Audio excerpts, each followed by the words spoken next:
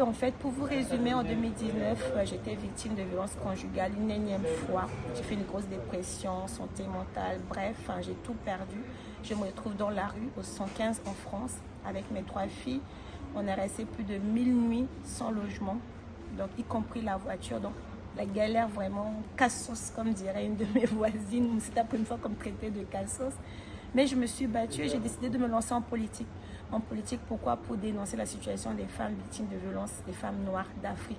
Parce que quand on parle de la violence conjugale, on pense que c'est les affaires des blancs. Ça reste entre les blancs. Eux, ils peuvent en parler, les féministes blanches et tout. Et j'avais dit non, il fallait que j'en parle aussi en partant de mon histoire. J'avais tout perdu. Donc, j'avais plus rien à perdre que d'avoir ma voix pour parler. Et donc, j'ai décidé de me lancer en politique. C'était pas facile. J'avais la barrière de la langue, la barrière de la connaissance de l'écriture. J'ai pas fait sciences politiques parce que c'est comme ça que ça fonctionne. J'avais pas non plus d'un coach ou bien quelqu'un proche pour m'emmener là. Mais je me suis lancée. Tout le monde m'avait dit que c'était pas gagnable, y compris même le parti où je voulais m'inscrire. Ils n'ont pas voulu investir pour me donner une idée. Donc, j'étais obligée de construire le livret de ma fille pour son permis, pour pouvoir payer. Et je me suis engagée. Et bien, il y a des femmes qui ont cru en moi, des femmes du quartier de Vigan, qui vont devenir mes copines, ma meilleure copine Fatima. Quand je lui dis ça, d'ailleurs, pour la petite histoire, c'est drôle, elle me dit, tu deviens mère de reine, tu me trouves une maison. C'était la belle histoire, mais n'empêche, c'est ça.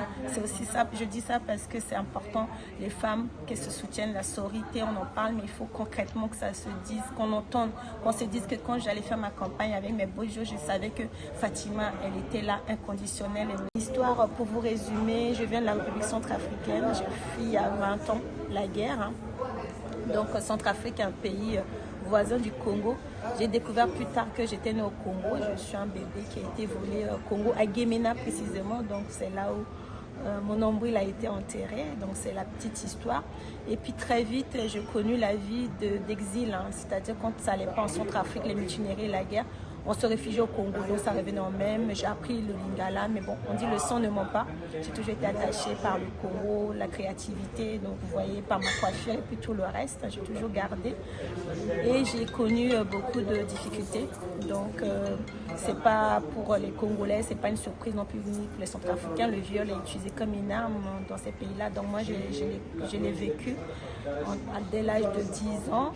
Et puis ma maman, plus tard, m'a mis en prostitution, celle qui était partie m'adopter, en tout cas bien exploitée. Mais toujours dans mes malheurs, j'ai eu quand même la chance et l'histoire, elle est quand même belle puisque je me suis retrouvée en France, c'est moi qu'on a envoyée. Je suis arrivée seule, sans mes proches, mais je me suis débrouillée et avec mon visa touristique, au bout de 3 mois, j'étais sans papier. Donc j'ai connu la vie des sans-papiers. Les sans-papiers, ils vont comprendre tout ce qui va avec la galère et tout, les manipulations et tout ça, etc. Bref, je me suis battue, j'ai eu à reprendre aussi des formations parce que moi, en Centrafrique, on parle le sango. Le français, c'est pas notre langue. J'ai pas eu la chance d'aller à l'école avec les années blanches. Et puis, quand bien même l'école, c'est priorité aux garçons. Donc, moi, les études, je ne connais pas, je parlais pas français. C'était très difficile et tout.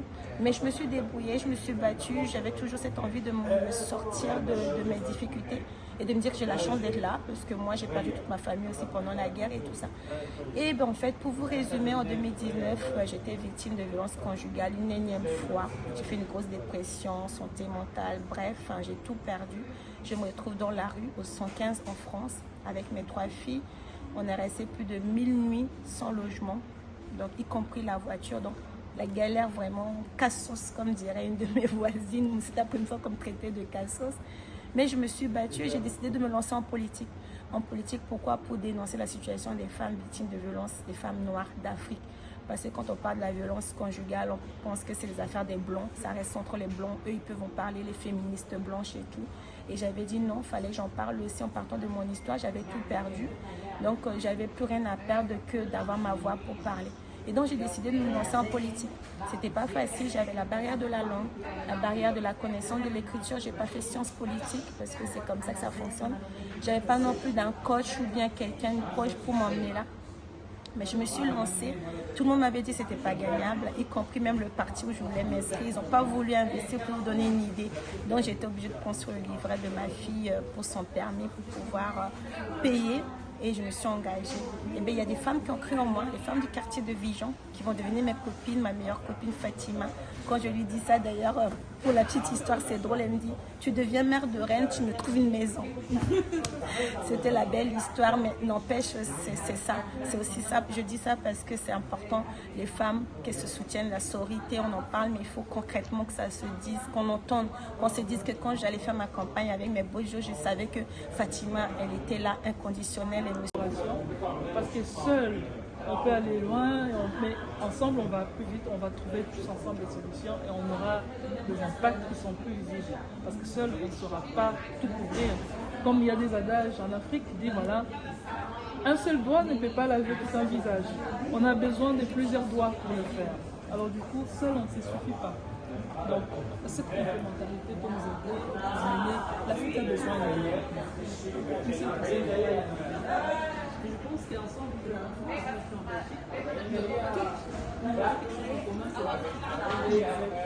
et je pense que si ensemble on se réunit, c'est pour ça que j'aimerais que vos histoires inspirent les autres aussi. Il y a des gens qui pensent que j'ai jamais été à l'école, ça veut dire que je ne vaux rien. Mais non. Dans la vie, chacun a son étoile, chacun a son parcours, chacun a sa manière d'atteindre l'objectif. Tous sont différents. Le plus important, c'est d'arriver. Alors, c'est pour ça que moi, j'aimerais bien avoir comme objectif de chacune de vous son parcours, son témoignage, parce que je pense que moi j'adhère déjà. J'adhère déjà et je vois directement les pistes de collaboration. J'ai réfléchi à une vitesse, je suis déjà très loin. Je suis déjà très loin et je vois déjà plus des choses.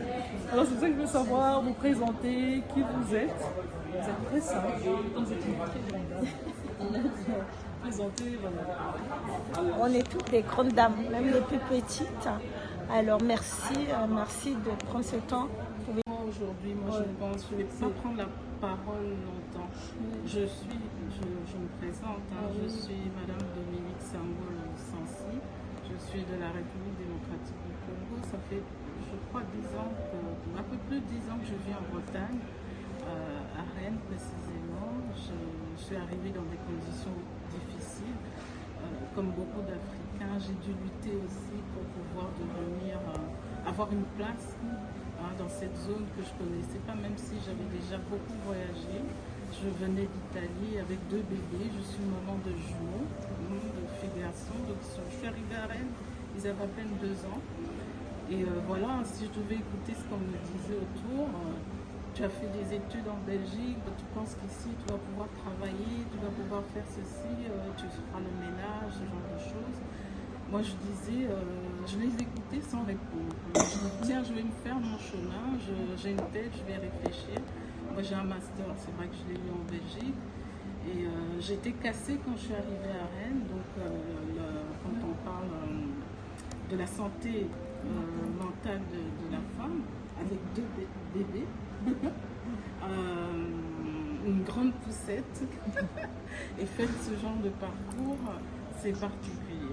Donc je me suis dit non, je ne vais pas vous écouter, moi je ne travaillerai pas en tant que femme de ménage, pas parce que je trouve que c'est un travail médiocre, parce que je me disais, il doit avoir un moyen de faire autre chose. Aujourd'hui, de ma casquette, j'en ai 2.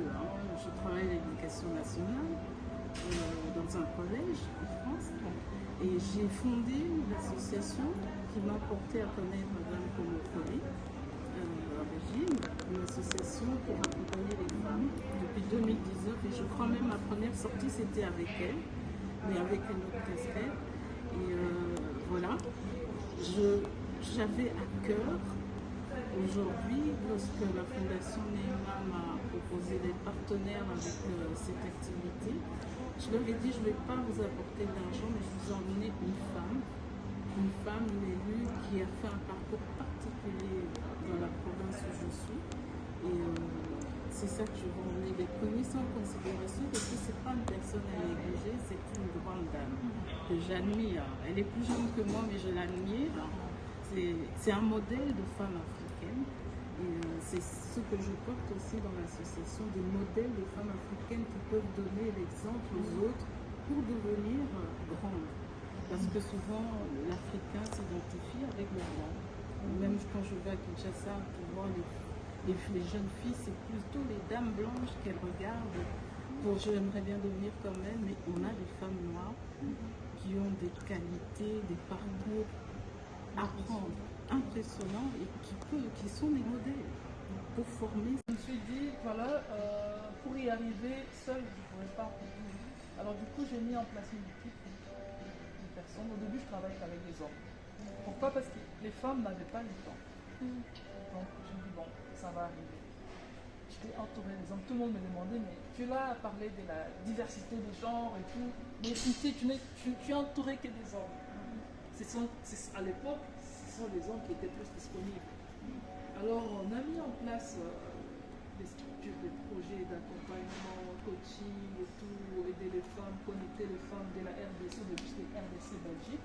Après, je me suis rendu compte que ce n'est pas seulement la RDC et la Belgique, ce n'est pas seulement la diaspora congolaise, la diaspora africaine de manière générale a besoin d'un soutien. Quand tu regardes combien des structures ici, en Belgique ou en France, de femmes ou même des hommes qui créent des vraies entreprises, il n'y a pas beaucoup. Tout le monde trouve que c'est impossible. Mais pourtant, il y a des structures d'accompagnement ici en Belgique qui accompagnent les entreprises qui ont une expérience, qui veulent s'exporter à l'Afrique. Mais nous, la diaspora, souvent on passe à côté de toutes ces opportunités parce qu'on n'est pas informé. Alors on s'est dit, notre mission serait aussi de vulgariser l'aide qui existe ici en Belgique pour que les autres de la diaspora soient au courant, profitent aussi de toutes ces opportunités parce qu'il n'y a pas de discrimination. Tout le monde, tant que tu as une structure ici, tu as droit à tout cet accompagnement. Alors on l'a fait, on s'est dit mais pour y arriver, il faut être proche des ambassades pour comprendre la vraie réalité, quelles sont les opportunités dans les différents pays. Aujourd'hui, on a des partenariats avec plus de 15 ambassades de pays africains. Mais le but, d'avoir tous les pays africains, on vient d'avoir le patronage du secrétaire général de l'Organisation des États d'Afrique, Caraïbes et Pacifique. Via ces patronages, ça va ouvrir les portes. Tous les pays membres vont adhérer et l'OACP nous aide avec ça. Ils vont lancer bientôt une communication dans tous les réseaux, tous les ambassadeurs, pour ouvrir toutes les portes accrédation pour l'Afrique. Faire attention, et voilà. Voilà, Béni. Hello guys. T'as pas tu as fait du bon boulot, Béni. Merci. Moi, je suis fière de t'avoir chez Crédasure. Ouais. Et je pense que voilà, ton soutien en tant qu'ambassadrice, ça pourra faire beaucoup de choses. Franchement, j'aimerais te le dire devant le public. Merci d'avoir cru à ce projet et d'avoir accepté d'accompagner cette mission. Seul, c'est très lourd. Et je pense qu'avec tous les réseaux des ambassadeurs, ambassadrices, j'aimerais que les autres ambassadeurs voient ces Elle a improvisé. La personne qui s'occupe à m'accompagner dans toutes les missions ambassades et tout, Gabriel, Angélique, Gabriel. Donc je vais avec Angélique et Gabriel. Donc Ange Gabriel. Gabriel fait un travail formidable. C'est un monsieur, comment je veux dire, qui est simple, il est plus âgé que lui, mais très humble. Je me suis rendu compte qu'il est connu auprès de tous les ambassadeurs, mais il ne me l'a jamais dit. Il fait son travail. Il travaille jusqu'à tard. Vous allez aujourd'hui, demain tu as les résultats. Il a le talent. Il ne se limite pas qu'à filmer, mais c'est un informaticien.